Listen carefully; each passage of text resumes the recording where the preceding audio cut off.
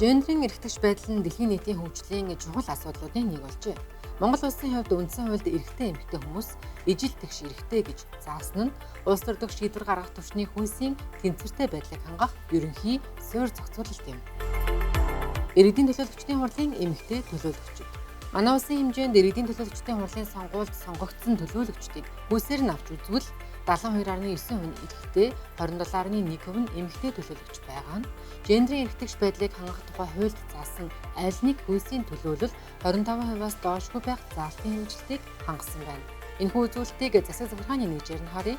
2021 оны байдлаар нийт 330 сумын хэмжээнд 28.2%, 9 дүүргийн хэмжээнд 29.9% нь эмэгтэйчүүд байгаач нийслэлийн иргэдийн төлөөлөгчдийн хувьд 17.8%, харин 21 аймгийн хувьд 9.8-аас 24.4% байгаа нь тус хуулийн заалтын хэрэгжилт хангагдахгүй байгааг харуулж байгаа юм а.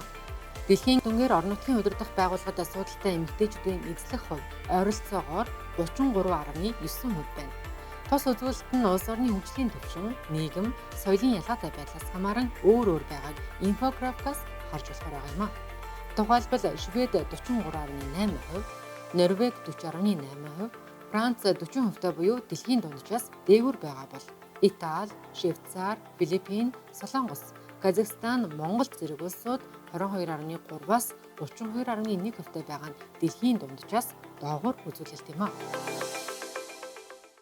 Төрийн, улс төрийн болон төрийн захиргааны албан хаагчид.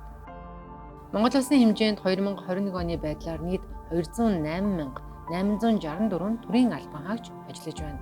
Эдгээр албан хаагчдын 62.6% нь эмэгтэйчүүд байгаа юм.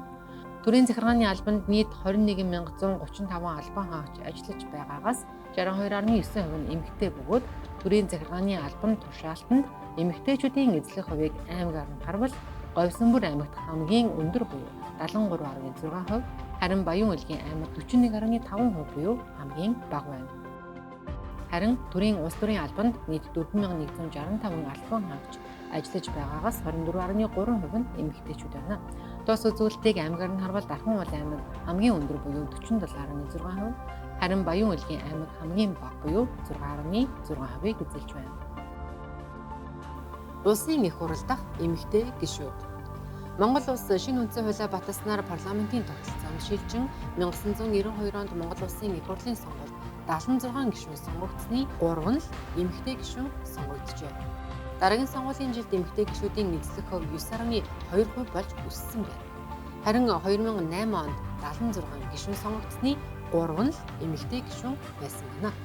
Улмаар 2016-2020 оны улсын их хурлын сонгуульд тус 13 эмэгтэй гишүүн сонгогджээ. Шийдвэр гаргах түвшинд гендерийн тэгш байдал эмэгтэйчүүдийн оролцоог дэмжих нь төслийн хүрээнд тооцон гаргасан гендерийн статистикийг танилцууллаа.